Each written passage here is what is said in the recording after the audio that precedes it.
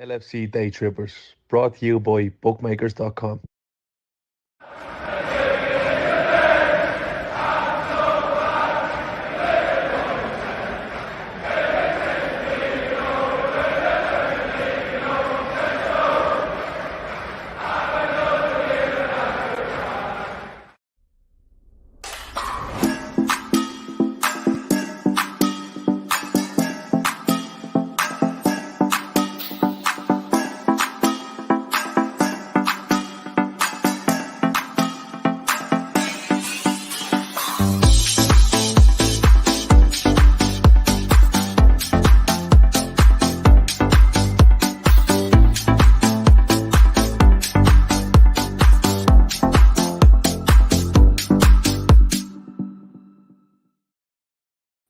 Hello, good evening, and welcome to the Fatback 4 on a Sunday night. As you can see, it's myself and Seany tonight, so more of a double pivot in midfield with no six for protection. Seany, how are you keeping tonight, my friend?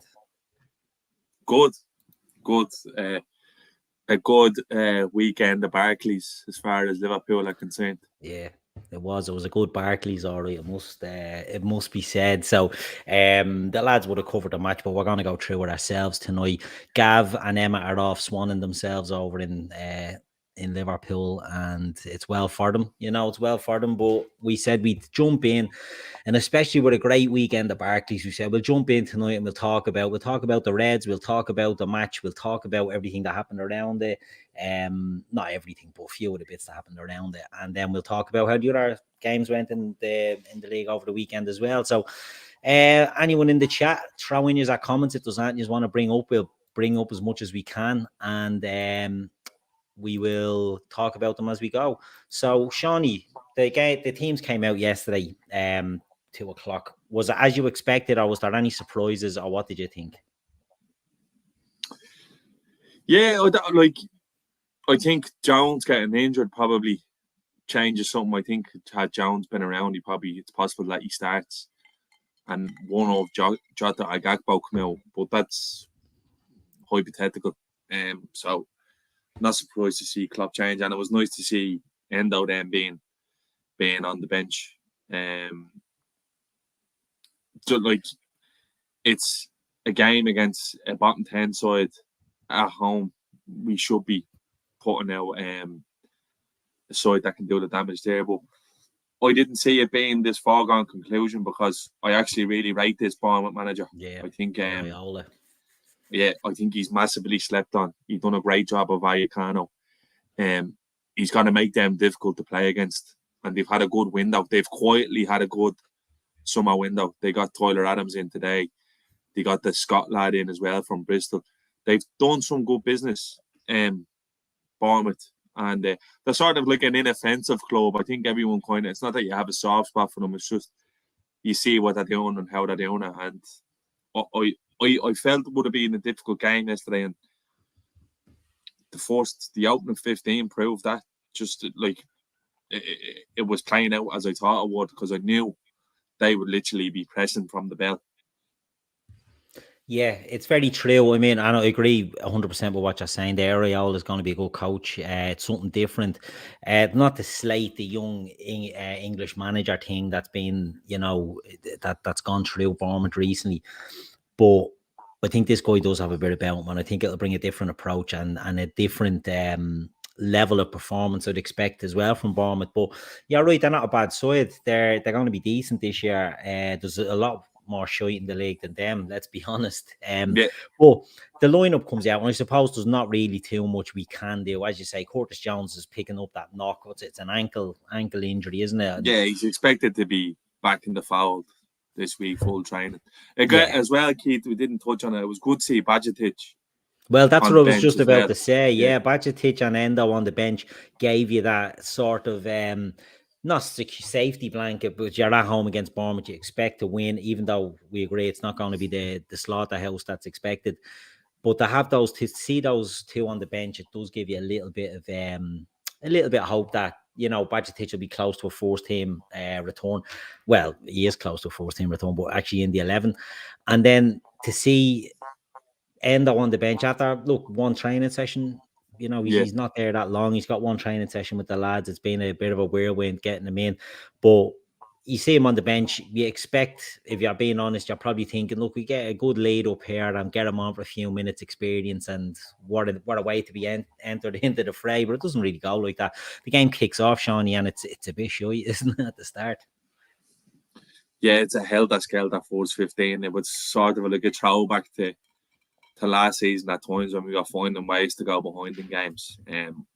We were all over the shop. Now, in fairness, the first one, it's a long ball down the channel and he's offside, but it's a warning. Before the whistle goes, seems to be a bit of anarchy between the lads at the back, and then just I think the system then causing us problems for the second one.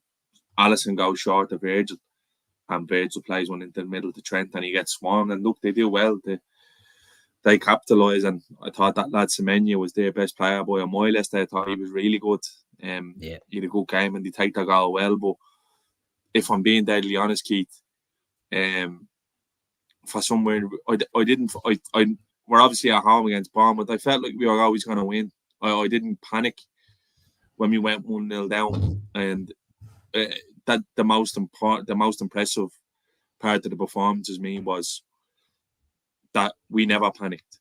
We didn't panic in attack. The first 20 minutes, everything was rushed. It felt a bit like Chelsea, and I think Klopp remarked on it during the week, saying that like it's just not good enough to be that panicked in possession. And how many passes in possession Liverpool were had before they were turning it over, I believe, was really high, low possession in the Chelsea game, and it looked like it was bleeding in. But I think we done well to grab a hold of the game, and we controlled it then from the most part. So knee-jerk wasn't necessary in the end. Yeah, look, there's issues with the system. We know that, but I think we coped well because, again, I really don't. Bournemouth are not a bad side. They aren't a bad side. I don't think they can be. You can't just snuff at them because of who they are. They came and they had a go, which a lot of teams don't, to be fair. And they did. They had a go, but we seemed to deal with it really well. And we get back into the game, and we never lose control after that. I don't feel like we lose control from the minute we equalise. Yeah, no, that's very true. I mean, as you say, it's a mad start to the game. There's warning signs. We get punished. Alisson is all over the shop as well for a few bits. But as you say, once Liverpool start to get in the ascendancy, and I'm with you 100%, I'm looking at it and I'm thinking, look, you go behind to an early goal at Anfield to a team like Bournemouth or any team, really, you expect Liverpool to kick into gear. And they do. And the first goal comes, and it's a great goal. Lovely bit of innovation, isn't it, by Luis Diaz? But Jota does well in the build-up to it. And you know what? It's around the half-hour mark, isn't it, when that goes in? And it's a lovely goal. You don't see many, flicker up to himself and volley it in goals in the Barclays. Yeah, look, there was a smack of Luis Suarez off Luis Diaz the opening part of the season. He's like a rabid dog going around, but he has the skill to match. And I actually he gets a goal and assist yesterday, and that's what Jota is. Jota is an output machine. I think sometimes you need to just forget the eye test when it comes to Jota, because he can be a very frustrating player. But the first time he makes the ball stick in the game is a half an hour in, and he pulls it down lovely, and it's a lovely little pullback as well from Jota, and we score. And that was a thing that's really impressed me even in the pre-season, Keith, is I know it feels like we've loads of men around the edge of the box when we're in attack, but it's very methodical. Like, you can see that there's patterns, and Luis Diaz flicks it up to himself and volleys it in. It's a brilliant start to the season for him, and he's really kicking on now. I think the one criticism I've had, I'll speak for myself, of Diaz in the past was his output. And he's 2-2 now, and he looked really good in pre-season, and he could have had more yesterday. So he's flying at the moment, and I think that's what's going to get this Liverpool team out of holes, is that we've so many options going forward.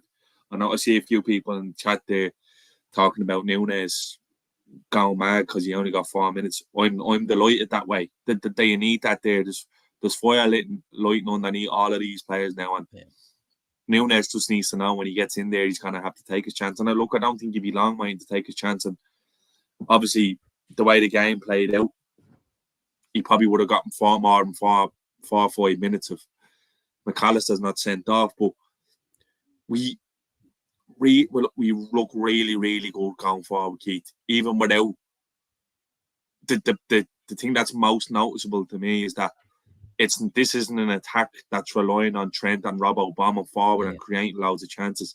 There's dynamism in the midfield. We're obviously going to get on to the big gorgeous bastard at some stage. But, we'll save him for later. Yeah, he's really doing it all. He's back in his own half, winning the ball. He's setting off attacks. He's getting up and down the pitch. He looks huge on the pitch. And one of my mates was over at the game. He's like, he's a unit, and he's shifting around the pitch. Like it's early days yet in his Liverpool career, but I think this fella is gonna have an absolutely huge impact on the way we play, because he's not only this like just for show fella going forward and in and around the box. He's doing the donkey walk as well. So yeah, like it bodes well. I don't think it was a penalty, by the way. We're going to come on to that. I was going to come on to that. So we get a penalty, and it's a dodgy look to me as well. You know, that you get it, you take it. If it goes against you, you're bleeding, screaming, blue murder and conspiracy theories and all this sort of stuff. But look, you get one, and it doesn't get overturned. So you're like, right, I'm looking at the Mo Salah steps up to take the penalty. And look, I've said this before, I think he's a bleeding terrible penalty taker. But he scores a lot of them. And now he's starting to miss a lot of them. I don't know what it is about the run. I think you've said it numerous times. You don't trust left footers on penalties. His run up is always a bit bleeding, I don't know, straight, and then a little arc on it, and he just blasts them. And I think his last few, since he missed against Bournemouth, or did he miss one the week before that? He'd missed a couple on the bounce, hadn't he? And he's just gone to shite on them. And I think we do have options. I mean, look, Szoboszlai is an excellent penalty taker, and he's mad as well because he blasts them onto the same spot every time as well. Mac Allister is another brilliant penalty taker. And then you've got others in there that can take them as well. So it's one area that we're overly stocked in for competent takers, yet Mo is the man that's going to take them all when he's on the pitch. So it's a bit of a mad one. But he misses it. But in fairness, you know, you have to be there to pop in the rebound, and Mo does that, and he gets his goal. What did you make of his performance overall? Solid. Yeah. See, Keith, I don't want to be hypercritical because we get 3 points, but look, I'm not big on this system, to be honest with you. I think the system is failing quite a few of the linchpins in the team, and by that I mean Robertson, Trent, and Salah. I don't think we're quite seeing the best. But again, Salah is putting numbers on the board, and that's what he does. Like sometimes Mo won't be in games, but he'll affect games. You know what I mean? And I'm not worried about Mo at all. It will come to him. He's getting goals. I just think he needs to find his way in that front. It's a front six at times. The way they're playing, and like, look where Szoboszlai wins the pen. He's on the right-hand corner of the box. So there's going to, I think there is going to be teething systems in this system, but once it clicks, Mo is going to be in and around it, getting goals and assists. So I'm not worried about him. Look, the talk is coming. I love Mo Salah. I think he's the greatest player Liverpool have had in the Premier League era. Yeah. But I'm comfortable with Liverpool becoming comfortable without Mo. Yeah. And I think that's probably what you might be seeing this season. Now his output might be huge, and I'm not by any means saying get rid of him, but I just think sometimes the system will pass players on, pass Bobby on, and pass Mane on. I don't think it's quite passing Mo on yet, because I think he's one of the most underrated playmakers in the league. I think it's part of an asset of the game that's massively overlooked. look, I'm never going to count Mo Salah out. He's going to be scoring goals and assists and goals until the day he walks out the door. But I just feel like the evolution of Liverpool might be. I think Mo Salah's at his peak now in terms of. Yeah, he's not going to go up. It's not going up. It's not going to go up. If he maintains his level, he's still going to be the best winger in the league. Yeah. Like, don't get me. I'm not calling for a pile-on here on knee-jerk. I just think that it may be not that we're outgrowing Mo, but I just think the change of system might be looking at someone who's more of an out-and-out winger, you know? Yeah. Like a Bradley Barcola or this young Bakayoko that they're looking at from PSV, I believe. Like, the thing is, I think Liverpool are in a really healthy position because if you don't sell Mo, you hold on to him. And then next year, I think the Saudis are going to be looking to pay mega bucks for him. So I'm totally comfortable with Mo Salah moving forward in this season. And again, we've Ben Doak as well. Yeah. Who's going to get minutes. So I think Liverpool are comfortable. I think we've done a good job of replacing forwards and moving them on at the right time. I think we might be in a fucking perfect position regarding Mo Salah, wherever way it works out. But he's going to bang goals for the rest. I'm not worried about him. He's in my fancy team. I captained him yesterday, so that'll tell you how much I trust him. No concerns there. Ashley makes a good point there. He seems to be moving in the direction of more assists with the way we're going. And it's a good point because his assist numbers over the last few years have been really, really high. And you don't think of it with Salah, but he's more than Trent and Robbo. And I think it's something that we maybe take for granted with him. I mean, the goal against Chelsea, the Diaz goal, was a beautiful ball in by Salah. And we're seeing that an awful lot. Maybe he's just curbing his game somewhat around that. But one thing, you know, you touched on there was the over reliance that we may have previously had on our front three. So, you know, through the good years, you know what I mean? It was Bobby, Mo, and Sadio. And, you know, you'd always expect two of them to be on it. If one had a bad day, two of them would be on it. If two of them are off form, you're looking for, Jesus, the other one better be on it. And on the late rare old days when the three of them weren't on it, you don't know what you're getting. But this new Liverpool team, the options there, you're not looking for it. And look, no disrespect to Taki Minamino, to Divock Origi. You're not looking at them to come in and carry that burden. We're looking at a front three yesterday. That's Jota down the middle. That's Diaz on the left and Mo Salah on the right. You've got Gakpo playing midfield. That's only going to be a temporary thing. But you've got Darwin Núñez, as you say. Yeah, well, I mean, I think, touching on it, right, I think if they can get that system right with the 3-box-3 shy, I said it before, I could see games when you've got Mac Allister sitting deeper and you've got Szoboszlai and Gakpo in the 210s with three, and they're just going to really go and attack the weaker teams in Anfield, especially. Now, I'm not saying they're doing that against Bournemouth because we both said, look, we think Bournemouth are a decent team, but needs must at the moment with Gakpo in there. But to have Author the dyslexic polyglot said Taki Bryce say, yeah, I know he was in me. That's why he was in my head there. Or I was seeing that. But one thing that we're getting, we'll skip over the red card for a second and we'll just move on to the third goal, right? And it's Diogo Jota scores just after the red card, but it's from a Szoboszlai getting on the edge of the ball on the edge of the box and driving at them and shooting. And I think what we're seeing with Liverpool is more emphasis on shooting from distance as well with the players that we bought, with Mac Allister, with Szoboszlai, even with Endo. If you look at his highlights, he seems to like an out smack from outside the box. If you've got the three lads lining up in a front three and you've got boys behind them that are willing to take on shots, it's going to cause havoc. Is that something that you see more of in the Liverpool going forward? Because like I said, Szoboszlai gets on it and forces a save, and it's an easy one for Jota then to get in on. Yeah, I think it's the fact we've players who have that in their game now. Like Gakpo got quite a few last year from outside the area when he comes in. I just think Szoboszlai is different. Like, look, Henderson is gone, but when you're seeing a fella with the mobility of Szoboszlai getting around and the technique he has in areas, and he's just gliding past people, and he's whipping balls in the box, and he's slide draw passing, and he's skills like. This is a serious deal for Liverpool. I'm fucking delighted we got it wrapped up when we did, because like if you think he's still available on the market and you see De Bruyne out for 4 months with a torn hamstring, you just know City are going, right, succession plan and move that forward, bring him in, KDB's on the wane, and we'll just bleed this fella in over 2 or 3 years and he'll be one of the premium 8/10s in Europe. And I think that's exactly what we have. And look, again, I'll be critical of Jota's performance overall. His hold-up play was dirt, his touch was dirt. Yeah.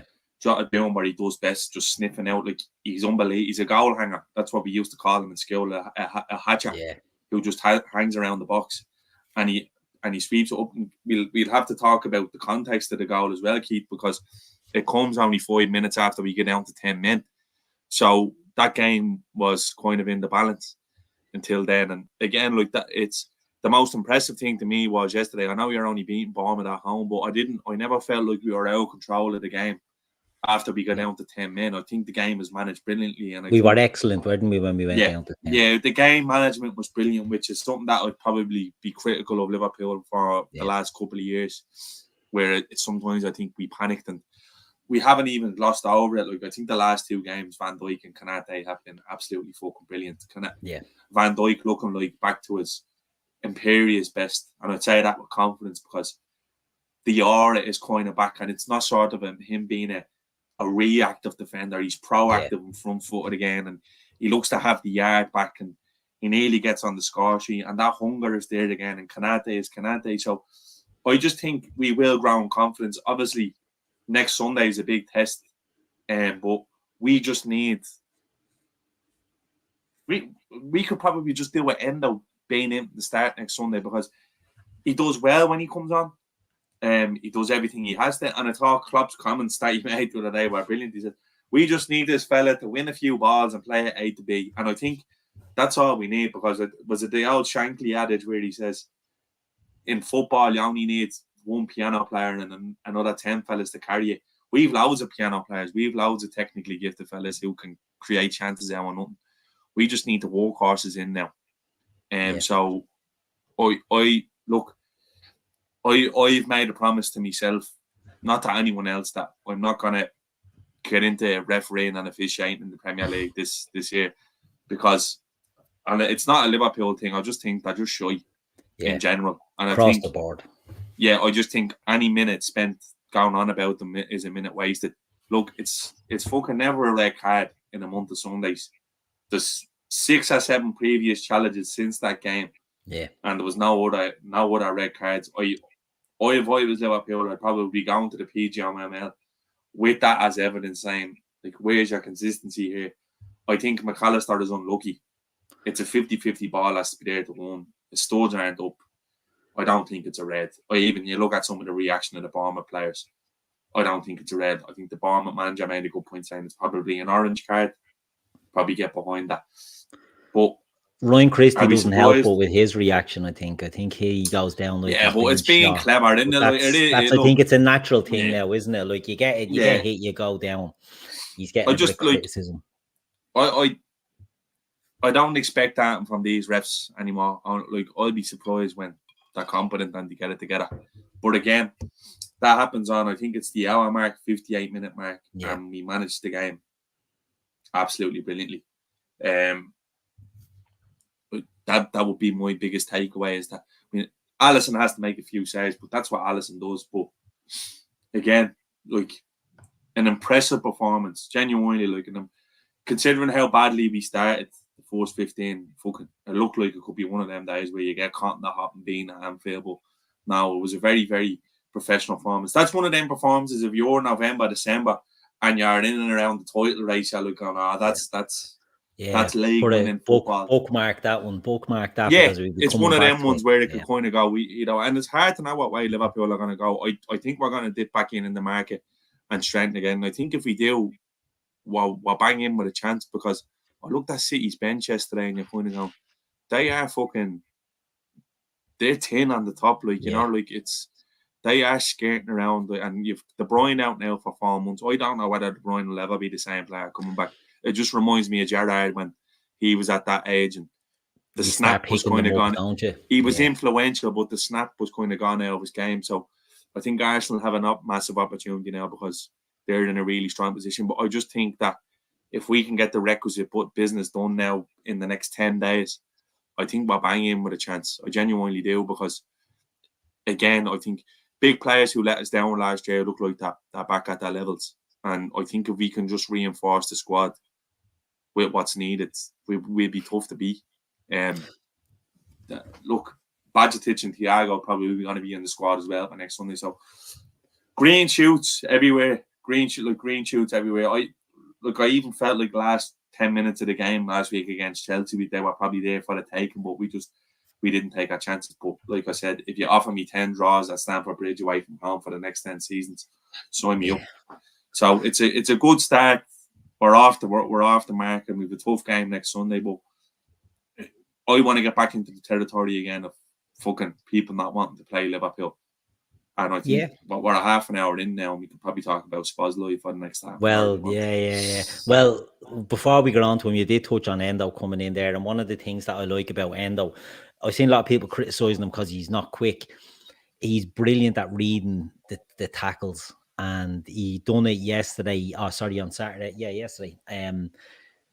A Bournemouth player had it and he pounced. He's like a little, he sits, he's passive, he sees the ball, smack, he goes in, he wins it, and it's one of his strengths that he's at. And I think if you get that into that Liverpool team, and look, Mac Allister, we don't know what's going to happen with Mac Allister, but even if it's an Endo or whoever it is that comes in to sit there, and we then free Mac Allister up the pitch a few yards, it was just nice to see a defensive-minded player in that midfield. And I think, what we can see from that and the benefits will be huge. But the one player that I think we all want to talk about, he's unbelievable, isn't he, Szoboszlai? One thing, you mentioned Kevin De Bruyne there, and I'm seeing a lot of people are saying he's very De Bruyne-esque, and it's the physique as well. He's just so big. Yes. He's not a small little number 10, a little nippy type of character. He's big, he's broad, he's got everything, and he's surprising me the amount of work he's doing in the defensive end. I know when you hear and you watch them maybe at Leipzig and Salzburg, and you look at him and you think he's an attacking player. You hear some of the experts from the Bundesliga saying his defensive side maybe not the strongest, but I'm seeing a lot of getting back in there and digging out the ball when it's in air defensive end, and that's surprised me. One of the I don't know who it was, but one of the players, I can't think it was one of our players, talked about him after the game yesterday. I think it might have been Gakpo, and he's like, he doesn't get tired. He doesn't get he never slows down. He doesn't get tired. He says he's a machine, and just going both ways, and he's fucking gorgeous as well. Let me tell you, he's a fine looking specimen, but he's just it's alien to us, Keith. I know we were saying Liverpool probably shouldn't have abandoned the dog-like mentality in the midfield, but when you see a fella as dynamic as this in air midfield, it's just with the 8 on his back, it's very Gerrard. That one when he goes down the line yesterday and he skips past the them is very Steven Gerrard. Alejandro Mate said it was Jota who said it. Yeah, honestly, he just doesn't get tired. He's a big beast. I can say, and he seems to love it, and he backs himself big time, and he's saying all the right things. And I love what he said after the game. It's my first game at Anfield, and I've been chomping at the bit to do it since I joined here, and I hope to play another 1,000 games here. Look, he's bought in completely. I don't even think we've scratched the surface with this fella. I think he's going to rip the league to shreds. I'm telling you, when the first time he hits one in 25 yards is going to hit like crack. There's no doubt about it. It's going to be, honestly, hooker into me veins. But yeah, great man of the match yesterday, Colossus, ran all over him. Had a bit of crack with his international teammate then again in the post-match interview. So he seems to get it. I'm delighted we have him on board. I think looking back, this is going to be one of the signings of the season. I know I remarked saying that you might not sign somebody who has the same impact on the team as Mac Allister, and I still feel that way. But to have the two of them, that's the thing. The frustrating thing is we've always talked about the business Liverpool do is normally the right business. It's just the never quantity. Business. Yeah. It's never enough. But these two lads, And Endo, like there was green shoots from like Endo just nipping the ball and just playing her off to me, like that gets me a little bit horny as well. That's foreplay, like, you know. I think, and it's necessary. It's just what we need. I don't think we need a Frankie De Jong or a Lavia rolling defenders in the midfield. We just need fellas who can win the ball and give it to the lads who can play well. So yeah, fucking, I can't wait to watch him play football again. That's it's sort of. I'm in that state of mind now. It is one of them, isn't it? That you're so excited to see what he does next. And as you say, the minute that one bounces up from 25 yards out from goal, and you got to go shot on it, it's going to be the blade, and that's the one, as you say. That's when the crack hits. Yeah. But it's good to see him. It's similar to the penalties. You know, we spoke about Mo Salah being a penalty taker. That's probably not the best penalty taker in the squad. We've also got a free kick taker in Trent, who's probably not the best free kick taker in the squad for shooting, which might seem a bit harsh to people, but I want to see Szoboszlai having a crack at one of these as well, because that little knuckleball that he has in his locker, will be interested to see if he can pull one of them out of bag as well for us in Anfield especially. But it's going to be a really, really good team when they all get in and they're all settled. And Mac Allister's coming in for a bit of stick there because, you know, he's going to miss games like Darwin, blah, blah, blah. He's been doing a job for us, playing deeper than he maybe likes to play. We know he does the damage. And you see, I thought he was excellent against Chelsea. You know, the ball, the passes from deep, he's always getting Salah in space. And I think once that settles in, that's going to be an absolute weapon as well. And to have the two of them, as you said there, geez, to have the two of them now, it's not Genie and Hendo and Fabinho. It's totally different. You know what I mean? This is Alonso Gerrard sort of stuff, not trying to put them on that level too soon, but it's ball players, it's attack minded, high level operators. High level, yeah, exactly. And that's what we're getting back to, but with the bit of graft in them as well, you know, and it's finding that balance. And it looks like we've done it again, and the signings have been exciting, but you're right, we always do leave ourselves a little bit short, you know what I mean? So it would be interesting to see what the club do in the transfer market for the rest of the window. But as the game's going on, Shawnee, there's a clip circulating, Jurgen Klopp's gone blading ape shit about fans singing a song. What do you make of it? Didn't he give context to this last year? Doesn't matter. Fans don't like it. I've seen a lot of people on like he's completely today saying he's going to walk. No, he gave context to it last year where he doesn't like people. He says sing the song after the game. Yeah. He feels that the song is jovial and it's like job done when it's not job done. Players react to what's going on in the ground, and it is like it's a great. I like it. Yeah. Klopp's kind of the impression of like we're still at war here. We're not singing fucking celebration songs, and that's the way he has been. Klopp strikes me as a bit of a superstitious bloke. Like I feel like he probably wears the same jocks to every game and the same socks sort of thing. Like, you know what I mean? He doesn't want to fuck with the chi. Yeah. But I think too much is being made of it. Look, Jurgen Klopp loves Liverpool and its fans, and we've seen that in the celebrations of title wins and parades. He knows what way, and I think we're ushering in a new era here at Liverpool where not all of these players now in the squad are winners. Like some of them are gone, most of them are gone. Bobby's gone, but like a lot of the lads who would have been key to our successes in the past are gone. So this is kind of a clean slate. And maybe some club feels that some of these lads have to earn that keep in terms of the adulation. Yeah. I 100%. When he said it last year, I was kind of like, fucking hell, mate, chill out. But that's when things weren't going our way. But he gave context to this in the past, and I see a few people going, I fucking love Jurgen Klopp, but he can't tell us what to do. He's just like in the context he said it was, and I might be paraphrasing here. He's like, leave that till after the game. Yeah. Like, you know what I mean?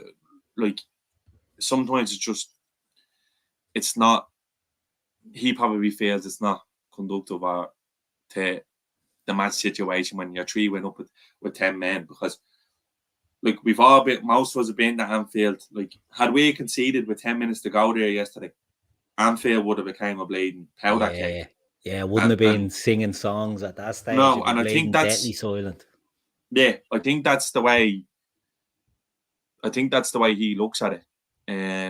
So that I think it's a mountain out of a molehill, but I do see his point at the same time. But you will get people who cling on to it now, trying to make the most of it. But I really don't think it's But I think Madge hits the nails. You know, sing to encourage the players. Forget about the Klopp song. And you're right. It's, you know, you'll hear players will say when they're playing, especially we're Liverpool fans. We listen to Liverpool players and all that. And when they talk about having a song, I mean, we were in Liverpool for Bobby's last home game, and Shawnee, you'll remember it well. We're at the mural, and the reaction of his parents when we were singing, and when you started the sing song that day, and everyone joined in, and you saw how much that meant to his family and him. And if you're on the pitch for that, and you're playing, and you're probably having a 7 out of 10, and you hear the crowd singing, boom, you're lifted straight away. Jurgen Klopp's not on the pitch. He's not in the battle. He's on the side, and you're right. You know, he's probably thinking, look,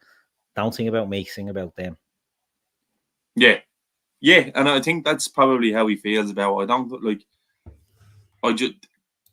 Klopp is sort of in a roundabout way going, get us over the line here. Like, he probably feels complacency sets in because that is a sign that I'd associate with Liverpool being our sight. Because I'll never forget the first time it went off was when the Man City FA Cup semi-final, and I think 3-0 up at half time. Is it 2 or 3-0 up at half time? And the fucking place is raucous. Like, you know what I mean? And you just know it's that kind of feel good vibe. But Liverpool are in the trenches again, and I think Klopp wants you to know that he's relishing this battle, and we're in the trenches, and he wants the LAs and the fucking the driving us on, not the kind of the jovial celebratory chants that I think that's kind of. Look, I think it's completely hypothetical, but I just think that's maybe how he's looking, and I see his point of view. Like, it's not a big fucking deal. But I think it's funny though that he's like saying, basically on the touchline saying, shut the fuck up. Like, he's a mad bollocks, honestly. Yeah, he's great, you know what I mean? And that's the thing, that's what annoys me. People are saying, he's going to walk, or Klopp doesn't tell us what to do. Like, he just got caught on playing the camera saying, shut the fuck up, singing that song, you know? The it's like last week when he was taking the piss out of 2 lads at Newcastle. And people tried to make it like it was a... Well, Newcastle fans are trying to make it. I'm saying all week about, you know, we live in Klopp's head rent free. And I'm like, I don't think he's understand how that works. I think he's in your head rent free, but you know. Like, I'd imagine you could sit down with Klopp and have a regular conversation, and he'd be just like me and you. And I'm being honest with you saying that, like, I know the allure and the enigma of the man is huge, but I'd imagine that's exactly what, like, the other day when he was explaining how the Endo team played out, he goes, well, it was great to agree a deal with the club and the player. You know, he kind of... There's probably Liverpool fans who are still fucking crying into their cornflakes over the Soicedo thing until that point, but you just move on. At the end of the day, it's Liverpool Football Club above all else, and it's as simple as that. Like, a penny for the thoughts of Moise Caicedo tonight, who's... Look, I'd hate to see what his DMs look like at the moment, because that's the sort of club he's playing for, you know. But we can laugh bed with them. Well, what did he say? Hindsight's foresight for gobshite. So like we'll laugh about it now, but like we move on, and that's the way it is. Yeah, there was a lovely moment, Shawnee, where Anfield applauded and recognised the poor fella who died in the Everton Stadium, Bramley-Moore, and you know it shows that things in football that happen, rivalries. I've seen a lot of stuff from Everton fans, you know, a lot of good stuff towards Liverpool for that, and Klopp had the lads laying a wreath as well beforehand. Things like that puts all the stupid shit into perspective, you know, the arguing and the moaning, even the likes of criticising Klopp for telling them to shut up, you know. When you see things like that, it's good to see the human side and the good side of people as well, you know. That's not all tribal shit. It was nice to see. Yeah, it's a nice touch to very, very fucking sad situation. Like, you know, lads who lay back Keith, I have brothers who worked on building sites. Like, imagine that being a friend or a brother going to work and not coming home, you know. God help the lad and his family. Like, it's an awful thing to happen. I seen some masses say, "Oh, look at Liverpool point scoring," but I think some things just come from the heart. Yeah, and that's exactly what that was. I know Liverpool walk around Bramley Door or Bramley Murdoch when they're doing that pre-match walk down. I might be wrong now saying that. I could be talking absolute bollocks, but I think they do. It is around that area where they go for a pre-match stroll. So it's a lovely touch. Liverpool is a city that is united by tragedy, considering what happened in Hillsborough, and there's been some really touching moments between Liverpool and Everton fans in the past. The tribalism, look, it's always going to be a thing, but I think underneath it all there is a level of respect, and I think that's what you get with Scouse people. Like, even when you're over in Liverpool and you're visiting, you engage with Everton fans. They're never aggy or narky, you know. Like, you could walk through certain areas that might predominantly be Everton or blue, or taxi drivers who are blue, but it's only ever a bit of crack. I think sometimes life calls for a bit of perspective, and I think that's exactly where it was. So yeah, it was a lovely moment. Very, very sad situation, and it's shocking, but there was something very harrowing about seeing the blue flag. Yeah, one flag was being marched around Liverpool.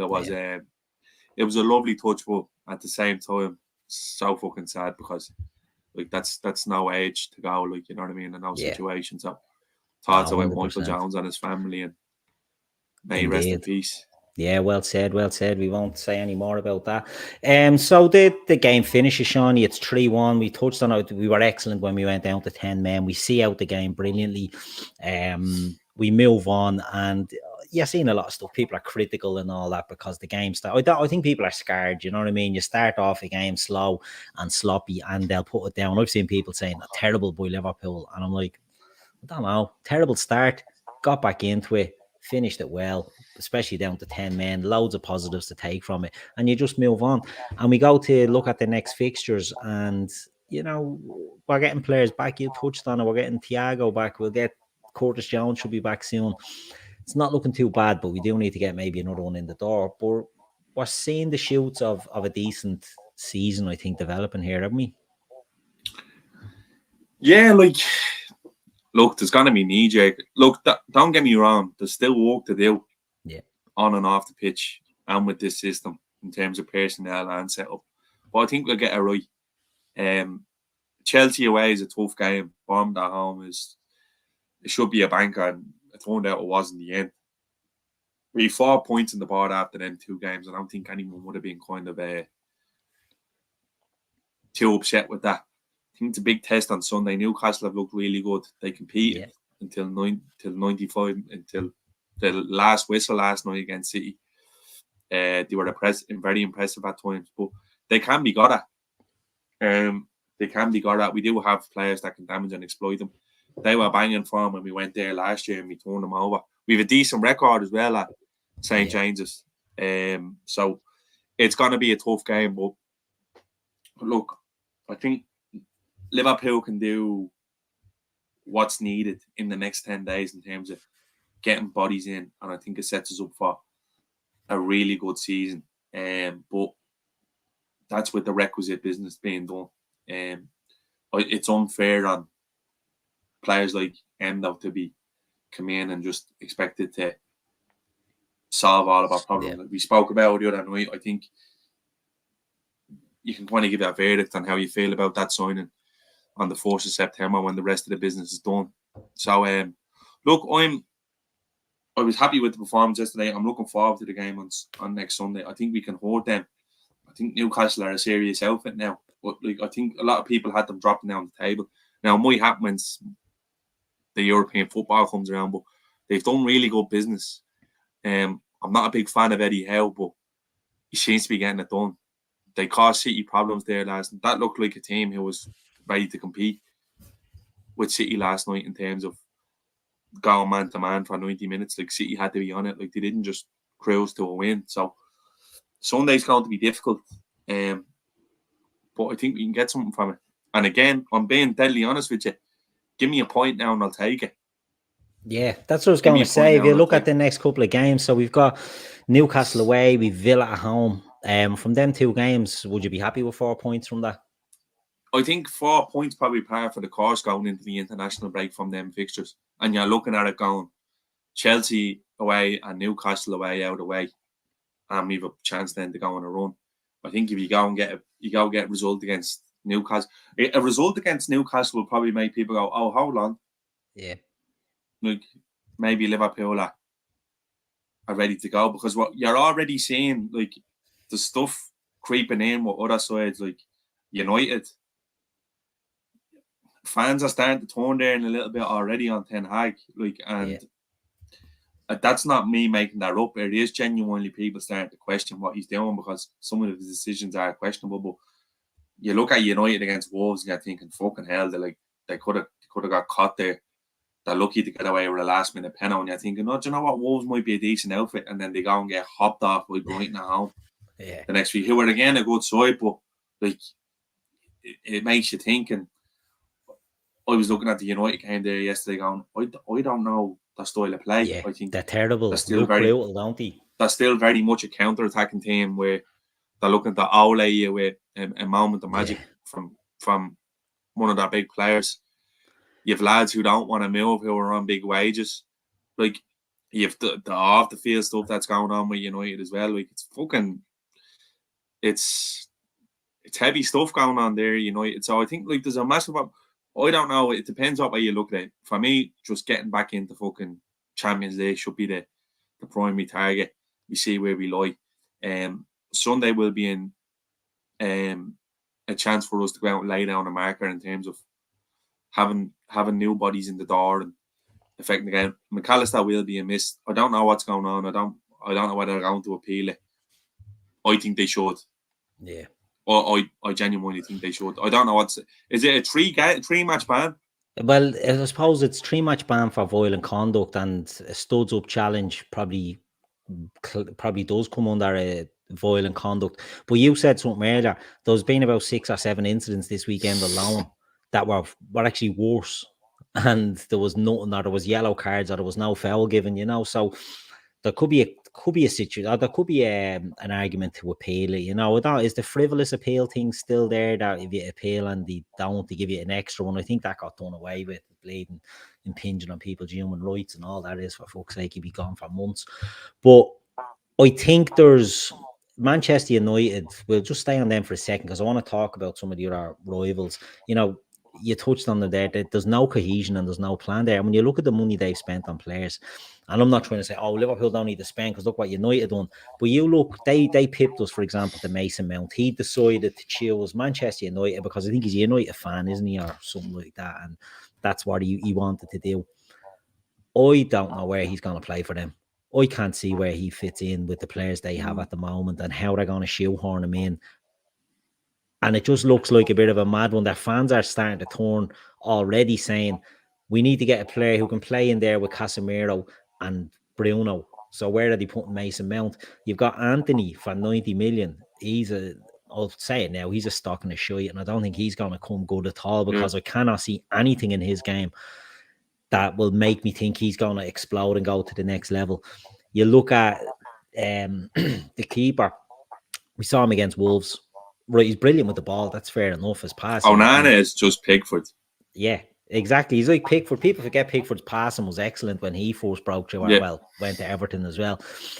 But the erratic nature of diving in the last minute to, blindly just smashing into forwards, it just doesn't look good. And the basics for a goalkeeper, I think. I think it's been massively overlooked with the Gea that I know he let a loud past him, but he'd be making 4 or 5 saves a game. Yeah. But he was United's fucking player of the year in 3 or 4 years on a bounce, maybe. Like, you can't give up a style of play, and then you're throwing in the likes of Mason Mount and the Bruno are 2 peas in a pod for me. Yeah. And I've said it on podcast, for I'm not just parroting Carragher here. I said this last year on shows when everyone was waxing lyrical about Casemiro. I was like, hold on for a minute. That they given, they signed 70 million on a huge deal for 4 or 5 years.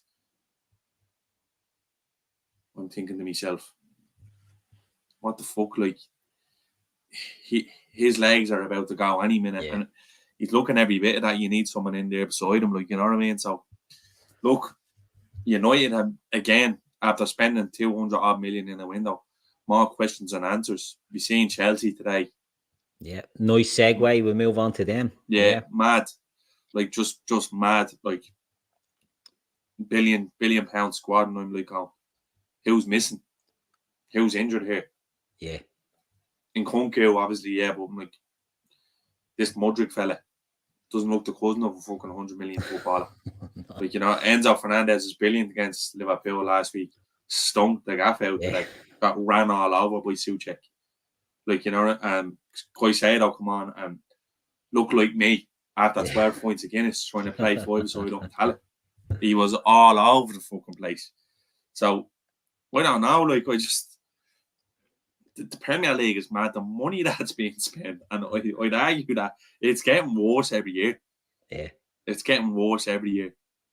Like Chelsea, you said it there, the money they spent, the £1 billion squad, and I'm looking, and there's so many holes in it, and there's so many players that just don't make sense, and you're thinking to yourself, what the fuck have they spent that money on? Like, I know people are laughing about Caicedo, and Liverpool had the last laugh. Look, Caicedo will come good, and Enzo will play well, but they have to justify them price tags, and I've said it all the time. You know, you can have a great player, and if they're £1 million player, it's the thing I have with Declan Rice is, will he live up to being £1 million player? Jack Grealish gets away with it to an extent, but I think he's had a lot of criticism as well for being £1 million player because he just doesn't produce enough. Yeah, but it's all right doing that, Keith. It's all right doing that. Like, for example, with Grealish, it's grand being a player who's not performing if you have someone like Phil Foden and Mahrez fucking digging you out, playing and steady and putting up numbers. But when you're brought in there to be the main man and heavily relied on, like, you're going to become under serious scrutiny. Like, there's Sancho, like, is coming off bench for United, like, doing nothing. And again, like, people are saying Chelsea are a young squad and they'll come good. Like, they've literally, if they don't come good, they're bollocks. They've 2 years max to get back into the Champions League, or they're fucked. Because it doesn't matter how much money you have or available to spend. If you can't justify your means by bringing in that Champions League money, you're fucked. Arsenal gambled big on being in the getting Champions League, and they got back in. Like, again, the nature of Chelsea, how long is it going to be before Poch is under scrutiny? Like, how long is he going to get? You know, so I just think, like, some of these clubs are so poorly run. Like, United now they're in a position where Maguire won't leave because he wants a payoff, and Wan-Bissaka is the same. As, like, I'm not leaving. You gave me a fucking 200 grand a week contract. I'm staying here. They're at the giving Rashford mental money. He had a good season last year, but, like, is Rashford world class? No, I don't think he is. I think that's a genuine question. Like, you could debate that he is, but if you're paying someone 300-400k a week, that can't be a question. It just can't be.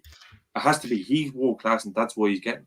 Is Rashford going to justify that wage? I don't know. I don't think so. So, looking around, the league is mad. I think the clubs who have their house in order and are doing the right things are shooting up the table.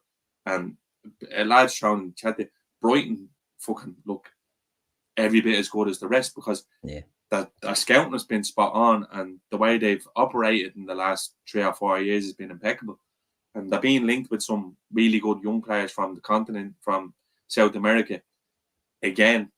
And that's what they'll do. They'll recycle and go again. So, like, a lot of teams are playing catch-up, but they don't actually realise how much work that needs to be done. I genuinely feel like 3 or 4 months down the line, the whole complexion of the Premier League will look different, because we don't know how much time Chelsea's going to get. That much time they're going to give Pochettino, and, like, there's only so much glazes out you can sing before it's having no effect. And the next head in the block at United is going to be Ten Hag, because, again, like, I ask United fan, what's United's style of play, and they're kind of like, I don't really know. They just look like a decent to good counter-attacking side to me, which they were under Solskjaer. Exactly. It's crazy that the teams have got themselves into this situation. And look, they're good teams. We know Manchester United will be there or thereabouts in the top 4 shake-up. Chelsea, I think they have much more problems. That scattergun shite that they're doing, I can see that falling flat on its face.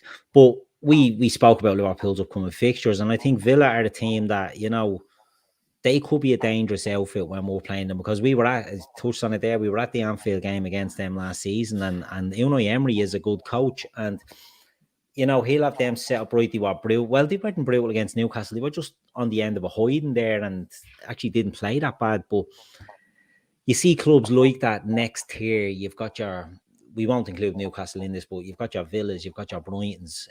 Brentford looked decent yesterday. I know they're not in that sort of shake-up, but there's other teams there that can do a lot of damage. And for the likes of Chelsea, to take it for granted that they're just going to buy their way back in to this top 4 battle, it's a very, very risky business. It's a risk that could really go tits up for them. And look, I for one to be delighted when it happens, because I don't like them. I don't like their approach to football. I don't like their, you know, buy their way out of everything sort of thing. People talk about Man City.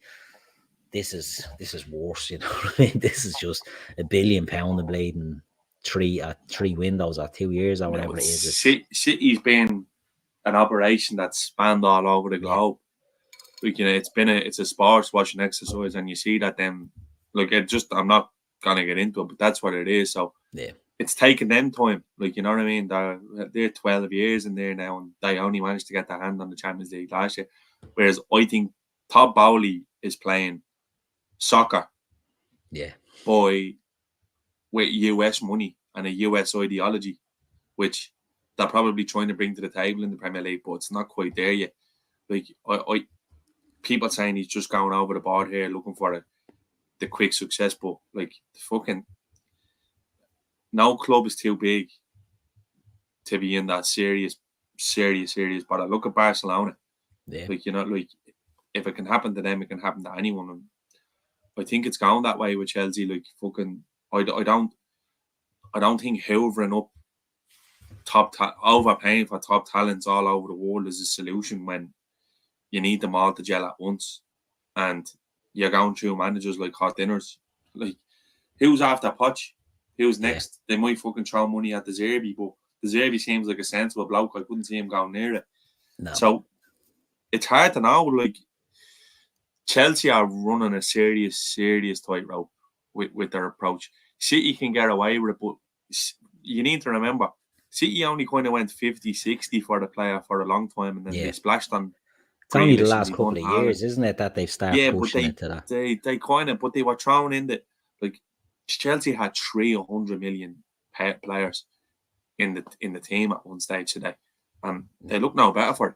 Yeah, madness. But anyway, and Everton are still shy. Yeah. So just about to say, poor old Everton, they look in serious trouble, don't they? Like, I thought this year there'll be too much crap that Everton will safely stay above it. Now it's only 2 games in, but they look to be as bad, if not worse, than most of them. Like, they're absolutely desperate.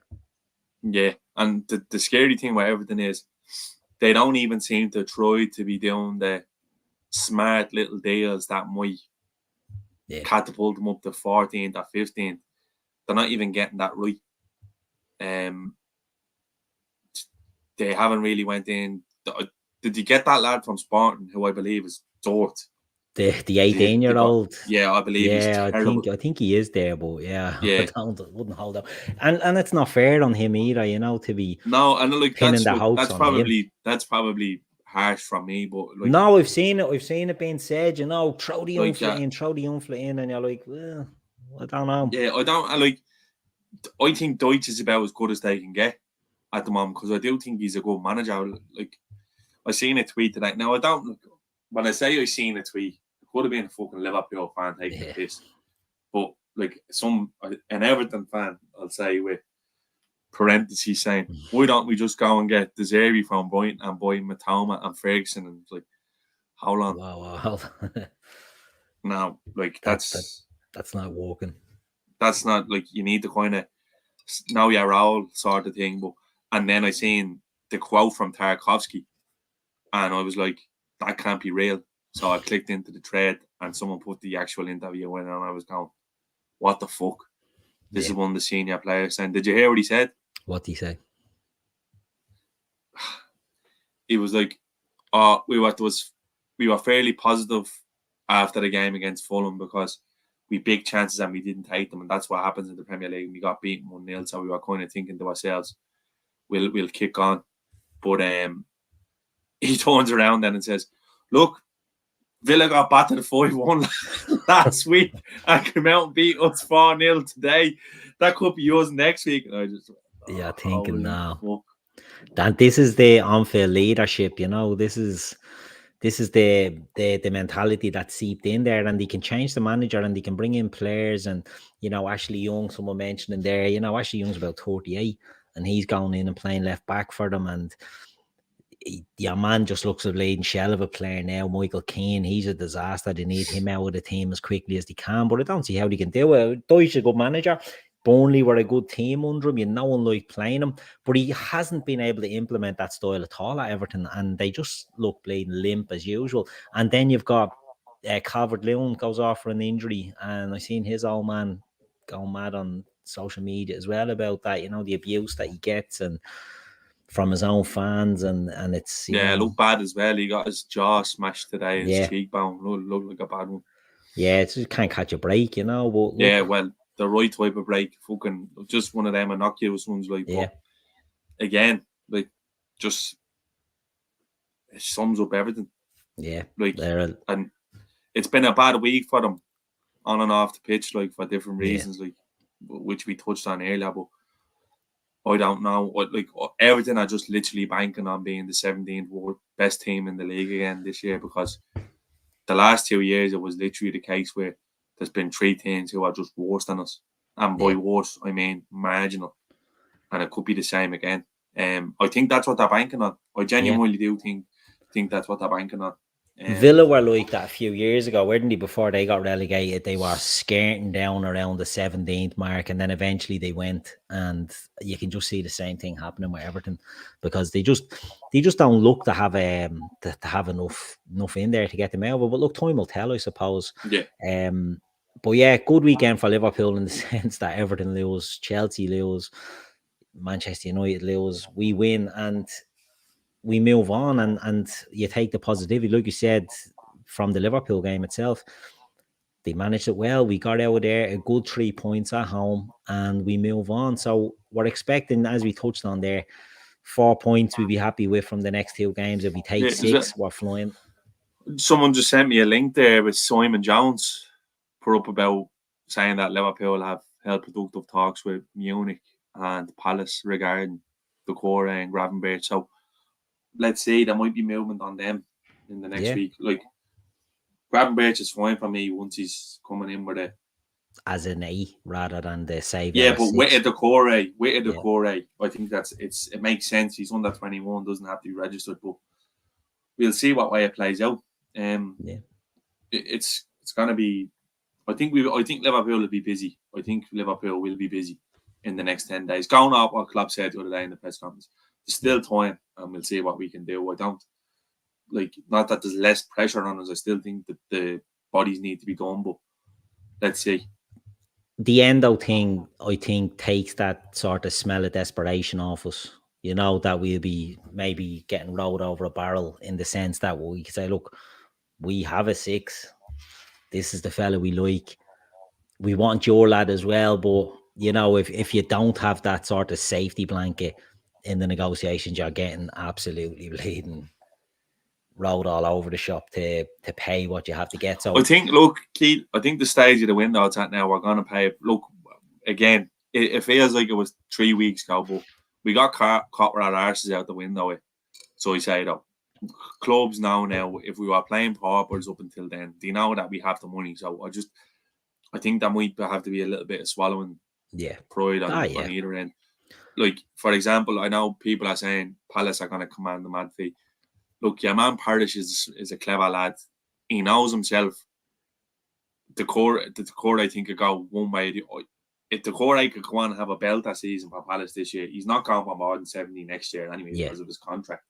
So they need to be kind of, or if he has a half decent season, it might only be 30, 40. So these clubs they look down the line going, look, this is sort of a safety blanket in the terms of if we're relegated, this negates this massively in terms of what we bring in. So I think there's deals to be done there. I think if that wasn't, Harris would have said it the other day. He said, look, it's going to take something special to come in and get a player. Of course he's going to fucking say that. Yeah. So it's going to be an interesting... there's deals there to be done, even if it's... like, I'm fucking so bought in on this Andre fella now that I hope that he's wrapped up for January, because I don't want anyone having a sniff around him. Yeah, but this is, there's loads of names being linked, but we've said it, that could be the Thiago replacement that they bring forward 6 months, and it would make a lot of sense. There's holes to be filled in that midfield, and maybe they will do a shitload of them and take a heap of them in. Jono makes a good point there. We won't stay too much longer, but Palace keeping Elise, that came out of the blue. Chelsea thought they had that one done as well, and then Parish manages to get him down for a new contract. And maybe that takes the... it makes the core a bit more attainable, because if you're losing big players like Zaha, Elise, then it probably gets a bit harder to take another one of their players if they don't want, because teams have money now. It's not like you can go into these middle of the road teams and just take their players. You have to pay a premium, and they can give the money as well in by way of contracts. But again, Prem clubs aren't stuck for money anymore. Yeah, those days are gone. Unless you're Manchester United. Yeah, well, that's it. But they'll be protesting and they'll be giving out and blaming everyone else. But the reality is they just absolutely one of the worst run clubs in England, and they continue to be, which is lovely to see. We won't moan about that any much longer. Shawnee, have you anything more you want to talk about before we wrap it up? No, just congratulations to the Spanish women's team for that triumph earlier. I know allows in the chat what I want, but look, listen, I'm going to be honest with you, and it's not a sexist thing. I didn't think there could be anyone more annoying than some of the English international players. But yeah, woman Mary Earps is a fucking angel. Yeah. He was there, so I was delighted earlier to see them win. Spain for obvious reasons. There's contingency here, So that's it. And fucking sad story coming out now that the girl who got the winning goal today found out after the game that her father had passed. So life is fucking mad like that, So yeah, exactly. Mental goings on, but I really enjoyed that game. By the way, it was a great game of ball. Yeah, good tournament. You know what I mean? It's good to, it's good that it's shone a light on the women's game. You know what I mean? I know Chris does be on here. Is a big fan of it, and this was a big tournament for any fans of the women's game. So yeah, look, well done to the Spanish ladies team, and the sad story, it's bittersweet story that came out at the end of it. Danielle is saying Spain was basically the Barca team. Look, that's how it works, really, isn't it? There's big teams in the women's game. Lyon in France, Barcelona. There's a couple of Barca players playing for England. A couple of the girls in the England set of play for Barcelona. Yeah, so you'll always have that sort of that dominance. Right, we leave it at that, Shawnee. It was a good win for the Reds. We march on 4 points on the board from fixtures that we'd say was probably par for the course, and we'll see where we go from next week. Thanks everyone for. I think the double pivot done all right tonight while the two boys are knee deep. Yeah, the double pivot worked for us. 2 sixes. Look no further. I see Courtney putting a lot of erratic comments in that chat tonight that stunk of Emma and Gav. So we have the fat back four. You can have 2 sixes. We could probably have 2 prickses. There you go. Spin on that with me and Keith. There you go. We could do that. Who knows? Yeah, we're always thinking. See, the Gav and Emma, you're blown out. This is a hostile takeover. Yeah, that's it. Come back, the locks are changed, passwords changed, everything's changed. Now, look, it's been a bit of crack just having a little chat about the stuff tonight. So, look, everyone in the chat, give us a like if you haven't done it yet. Thumbs up, subscribe, all that stuff, because it does help the channel grow. It helps put us out there to other people that may not be aware of us. We love the community we have. We love the chats. We love all that sort of stuff. But if we can open it up to more people, then happy days. So, do that when you're finished watching. And don't forget to subscribe. So, yeah, we'll leave it at that. Liverpool 3-1 against a tricky Bournemouth side, and we march on over and out.